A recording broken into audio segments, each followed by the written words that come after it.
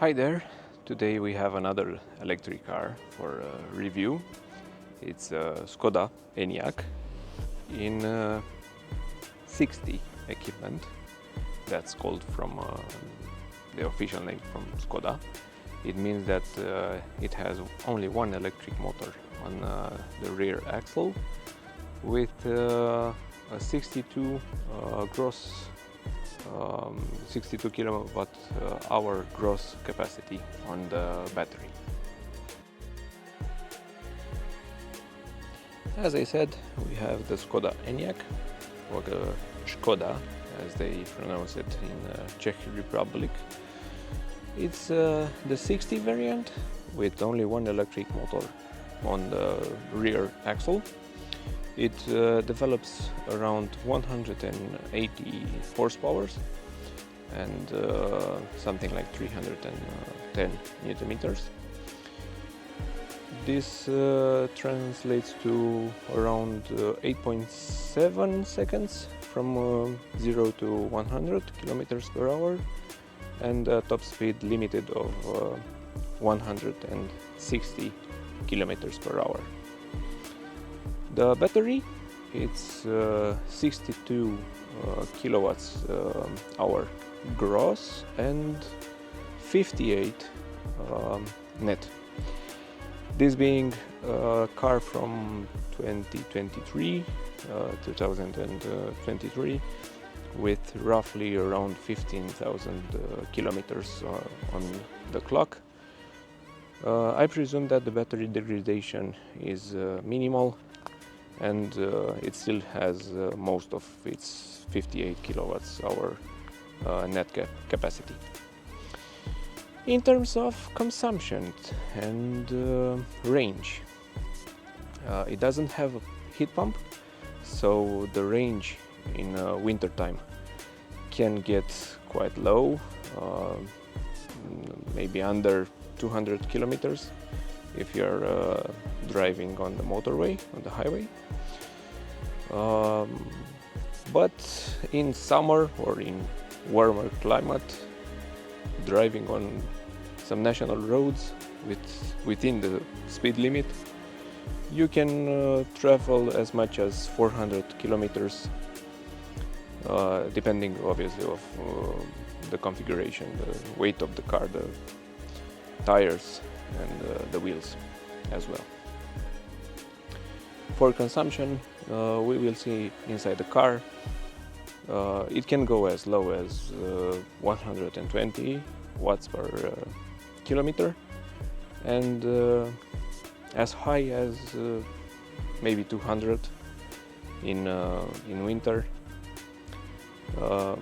It's quite efficient, mainly because it only has one electric motor, but also because of the shape of the car. Even though it seems quite big and bulky, it's actually pretty aerodynamic, and that can be seen while driving in the consumption figures.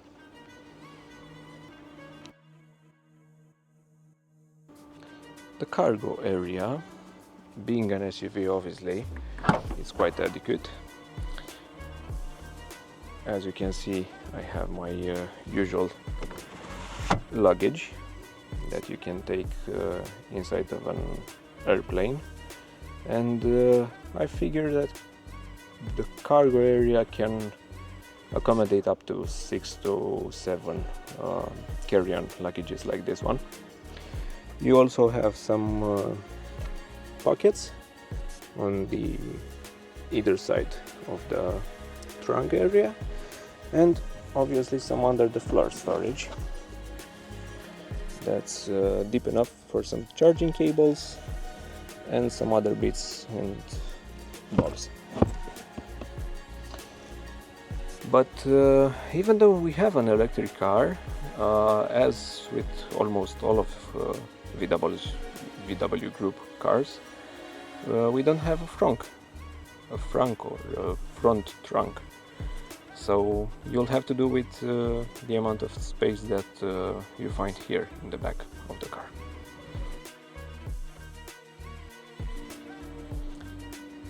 For the rear passengers, we have actually an interesting door card. Even though the materials are not exceptional, you have some hard plastic here and on the door handle. At least where your elbow would usually go, you have some interesting material that's quite soft. You also have some speakers on the door and a pocket inside the door card. The cover is not standard, so I won't mention it. Being an SUV, again, the space is more than enough.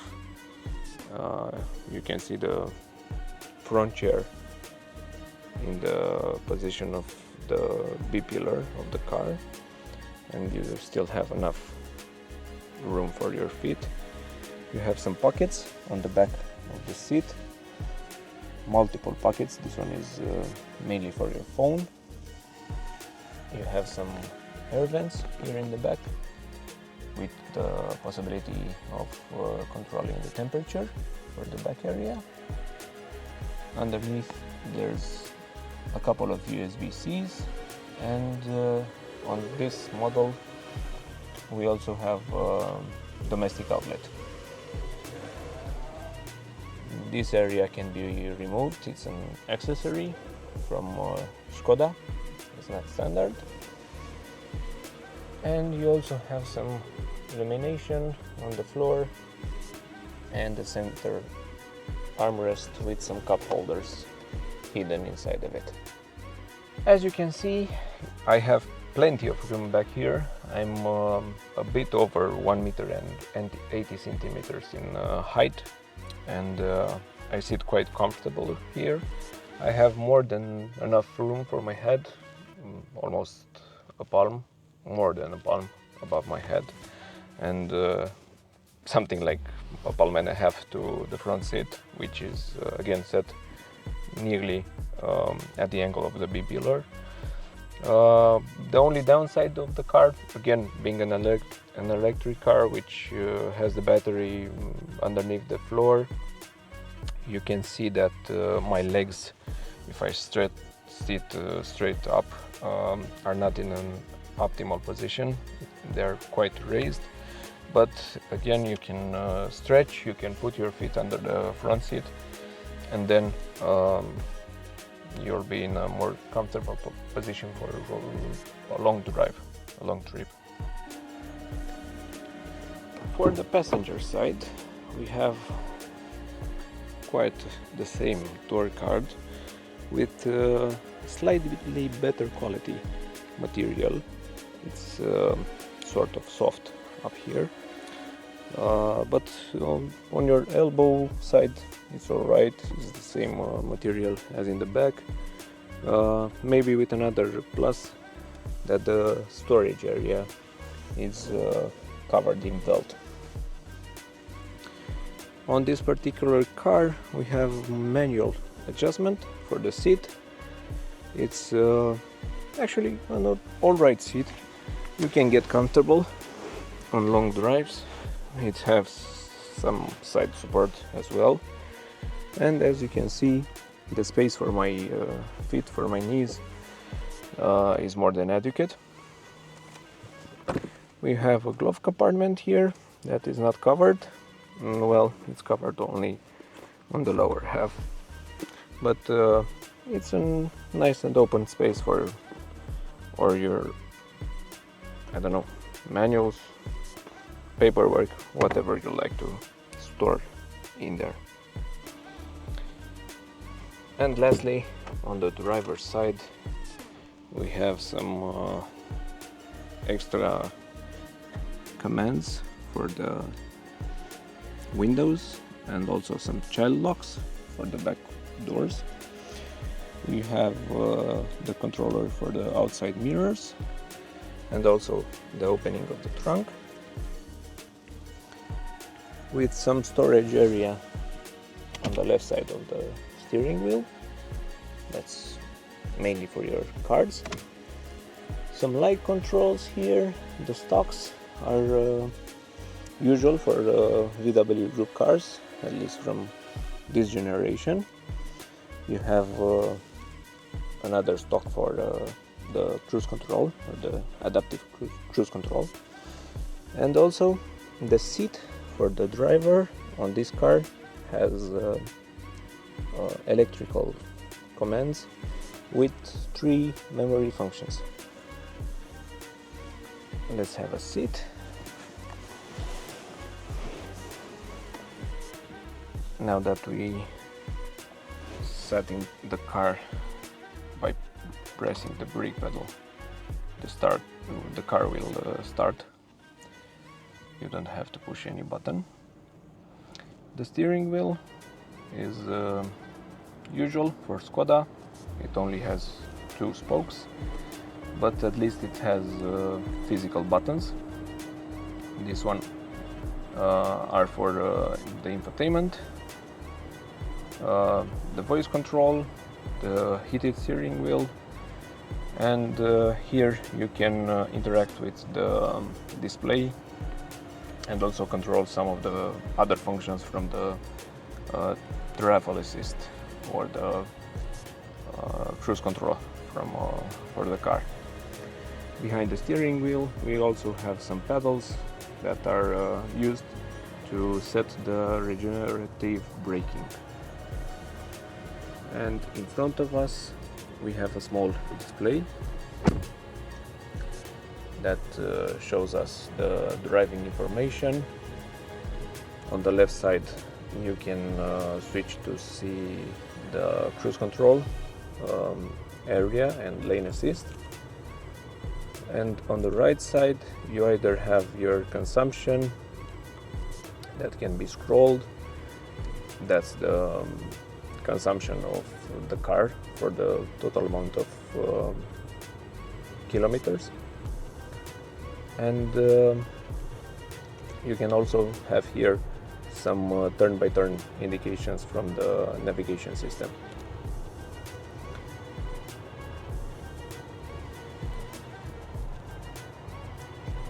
On the middle console you have the infotainment screen, the main infotainment screen. We are gonna talk about it in a bit. Lower down you can see some controls for the climate area, for the drive modes, and also some settings for the car, the park assist, hazard lights, and the command to shut the doors, to close the doors. Underneath there's a space for a mobile phone with a wireless charger on the left side and a couple of USB-Cs inside there. Again, a couple of cup holders with some retention material on the bottom there. That way you can open a bottle of water with only one hand. We also have the gear selector to go from reverse to drive or to brake mode, which uses the regenerative braking. We have the parking assist, the parking brake assist button, and the storage for some coins, another storage area here, and a central armrest that can be adjusted on height, and also has actually quite a deep area underneath it. On the top we can see a frameless mirror and the light fixture, but no place for your sunglasses. Well, that's it. Going back to the main infotainment area, it's alright now, it's usable, it's quite snappy, only at times can get a bit laggy or get frozen, but you mostly use Apple CarPlay or Android Auto, because both of them are wireless, so you can skip that way the mishaps of the infotainment from the car. But if you choose to use it after some updates, we can see that it responds a bit better. It still has a proximity sensor here on the bottom edge of the screen, where you also have the controls for the volume and to turn off the system altogether. The climate can be adjusted from here as well. All the settings on the car, the ambient lighting, the sound, everything can be done from this infotainment area. And now we are starting the driving part of the review with the Skoda Enyaq. The first thing that strikes you when you get inside the car and start driving, it's how comfortable the car is. To talk you about the spec of the car that we are reviewing today, it's sitting on 19-inch wheels with quite a lot of rubber on them, but it doesn't have the adaptive suspension. It's the standard set, and even as is, I find it quite comfortable, especially here in Romania, where the roads are not exceptional.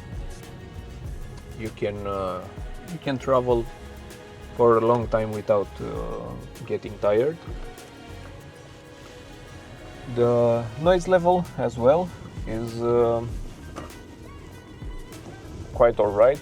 Being an electric car, again, you don't have an engine. Having the right tires for the car means that you are not getting some tire noise inside the cabin. But being an SUV, on the other hand, means that you get a bit of wind noise from the mirrors, because they're quite large.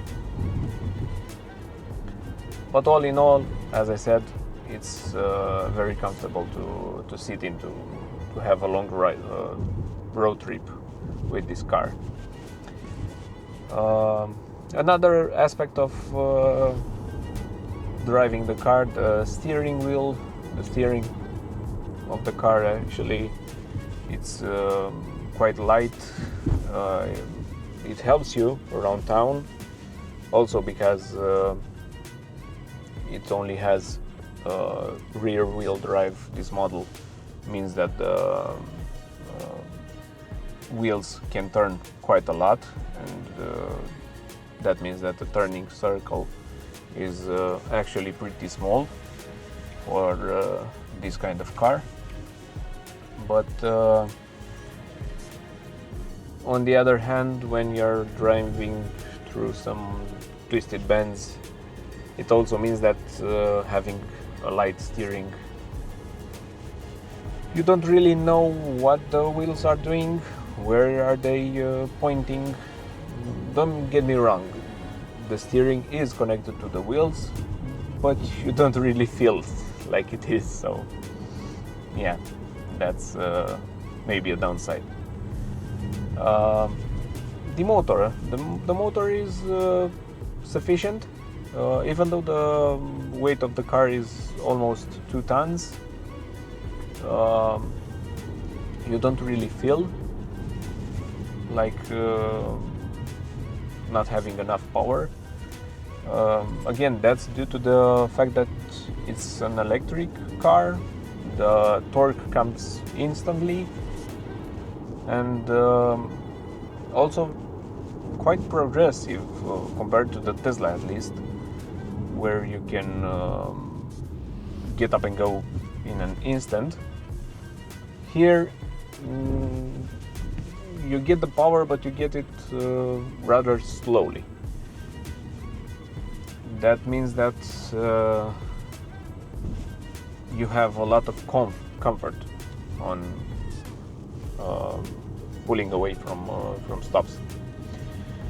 Anyway, I think it's more than enough. If you use the car every day, you won't really feel the need for more power, or maybe rarely you'll find some situations that you could wish for some more power. It's also alright in the winter. It doesn't slip the wheels, being so heavy and having the battery underneath the floor. It manages to put the power down without any drama. So yeah, again, we have a car that's quite easy to live with, to drive, to get the controls right. They're quite logically laid out. You have some physical buttons, you have some touch controls on the touch screen. It's a blend, but all in all, again, an easy car to live. Even though it's a legacy car maker, the Volkswagen Group got some things right, or at least is trying to get them right by using software updates. To drive the car, you only have to sit in the driver's seat and touch the brake pedal.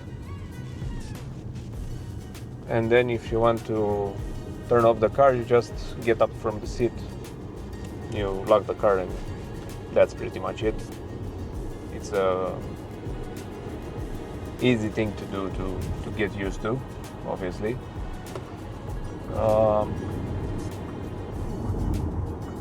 And again, being an electric car, you only have to put the car in B mode and lift off the accelerator when you want to slow down, because that way you can use the regenerative braking. And again, that makes the whole trip more comfortable, more easy to manage the controls of the car. But I do have to make one point. You have to use the brake pedal to physically stop the vehicle. When you lift off, it will slow down to around 5 to 7 kilometers per hour, but it won't stop completely. So you have to stop it using the brake pedal.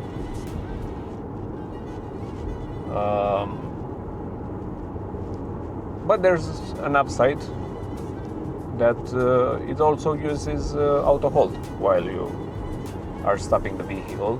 When it's completely stopped, the brakes are holding the vehicle, so you don't have to keep your foot on the brake pedal.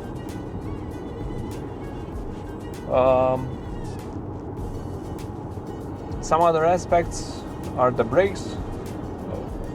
Again, using the regenerative braking, it's quite easy to manage the car regarding of the conditions of the road. But if you have to do an emergency brake, again, you cannot really feel that you have drum brakes on the rear axle. I don't know, maybe if you are coming down from the mountain and you're not using B mode, you let the car slide and only use the brake pedal, maybe you can get some brake fade, but I'm not really sure. And again, why would you do that? You're better off sticking it in B mode and regen some energy, put it back in the battery while you're going downhill. Anyway, regarding the maintenance of the car, I don't really have to say much. Again, being an electric car, you don't need to change oil or I don't know how many filters. Obviously, it's the cabin filter that you have to change. You can change it regularly if you have some conditions like allergies or something. Skoda is calling these models every 2 years to check on the battery or some other bits from the car, but that's mainly it. You don't really need to do anything else. So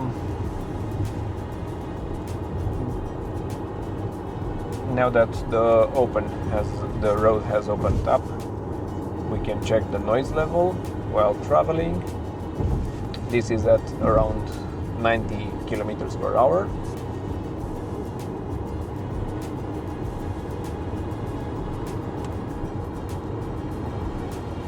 As you can see, the car is quite quiet. You don't really feel the speed. And obviously, if you have some music turned on, some radio, you're not gonna hear the wind at all, nor the tires. Let's get up to 110.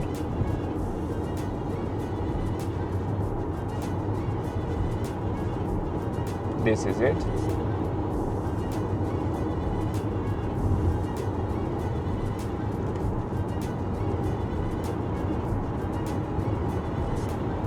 At this speed, you get a bit more wind noise from the mirrors again, but it's alright. I can still talk fairly quiet in the car. And again, if you're using the infotainment screen, the sound system, you won't feel the noise that well.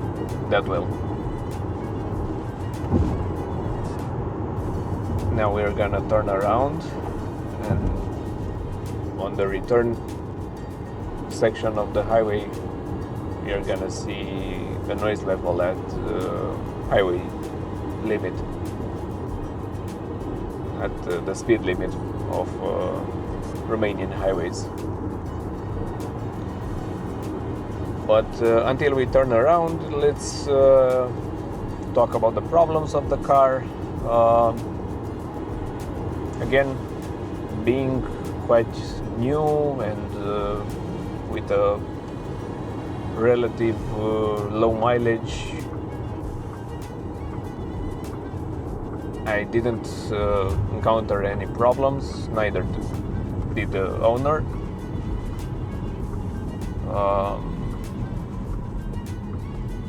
Except for the glitches in the app and the infotainment screen that are occasional. You don't have anything else to complain about, really. Maybe there's a downside if you don't have the premium sound system, the Canton sound system. You don't really feel the bass inside the car. You cannot use a higher volume because things are starting to rattle, but that's pretty much it. Now we are going through a rough surface, some sort of pavement. I'm going almost 60 now, and I only hear the tires a bit more because of the surface, but it's not something that I consider a bother. It's quite comfortable. Again, I can feel the bumps, the undulations in the road surface, but you can go like this for many kilometers and you won't feel tired. I mentioned something earlier, and I want to talk about it for a bit. It's actually another downside of the car, but I'm expecting it to get better, to be improved. The way you connect with the car, with your mobile phone, it uses an app on your phone, and you can see the stats from the car, and only control the charging or the climate control, mostly these things. That's pretty much it. And also you can see the location of the car, but you cannot remote start it, remote unlock the car, open the windows or things like that. But that's the main thing that I'm not so sure with this car, because the app is quite glitchy. It sometimes doesn't show you any stats. It says that it's not connected to the car.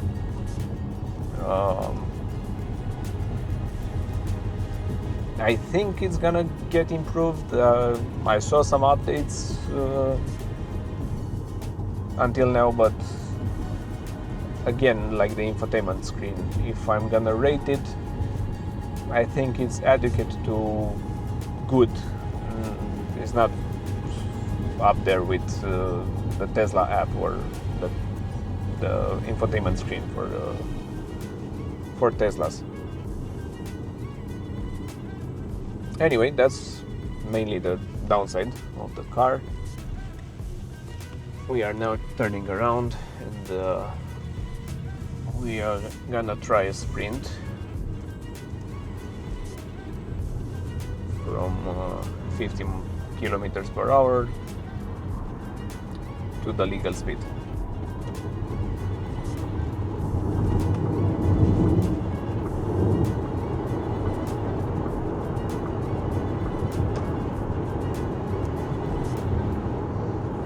So this is the top speed that you can achieve legally here in Romania, 130 kilometers per hour.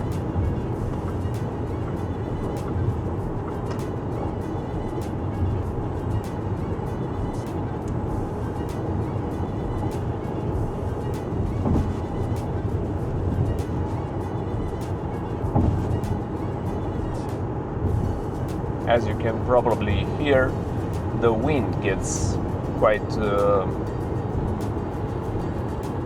annoying in the cabin. You only feel the tires slightly. You can hear them, but it's not a bother. Yeah, you can drive like this for a long time. Maybe almost to 1,000 kilometers, but I think at around 110 to maybe 120, the car is in an optimum spot for noise level, for harshness, somewhere around that speed. And to conclude, I want to talk about the assistance systems on the car. Some of them obviously are not standard, but I encourage you to take them because they're quite useful, and mainly it's for your own safety. The blind spot indicator is something to consider. It helps you a lot. And also the travel assist, the system that combines the adaptive cruise control, which keeps you a safe distance from the car in front of you, and also keeps the speed that you set, or that can be picked from the road signs. and also the lane assist. It combines all these systems to relieve you of the stress of I don't know, a long period of drive, or even in town you can use travel assist in congestions until 50 or 60 kilometers per hour. You don't have to touch the accelerator pedal. The car just follows the car in front of it. So it can save you from a lot of tiredness from the road. And another feature that again this car has it, and it is an option, are the headlights. In standard you have LEDs, but they're static, they're passive headlights. This one are the adaptive headlights. They're using matrix technology.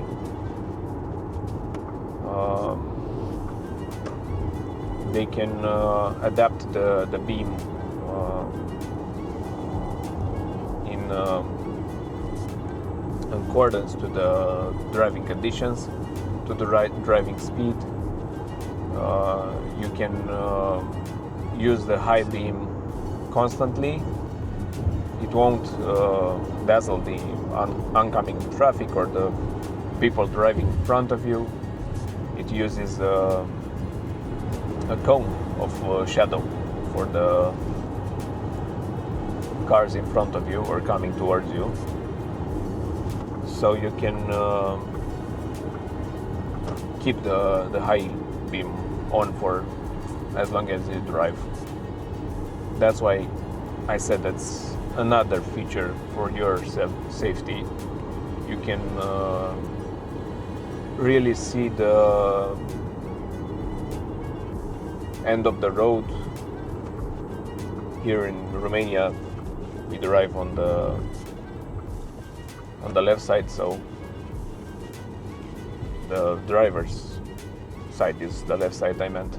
So you have the right side of the road constantly being lit up, so you can see any potential dangers. So again, if you can have that option as well. That's pretty much it, the review. As I said, it's an easy car to live with, an easy car to go on long trips. The travel assist can set the traveling speed to whatever sees on the signs, on the speed limit signs. More so if he knows from the navigation that it's about to enter an 80 zone, for example. It's gonna start slowing down way ahead, so that it won't go over the speed limit when it reaches the sign. So yeah, it makes the experience of using the car really stress-free. That's pretty much it, as I said. Thank you for watching. Hopefully I can see you in the comments area, and join me on my other reviews. Thank you for watching.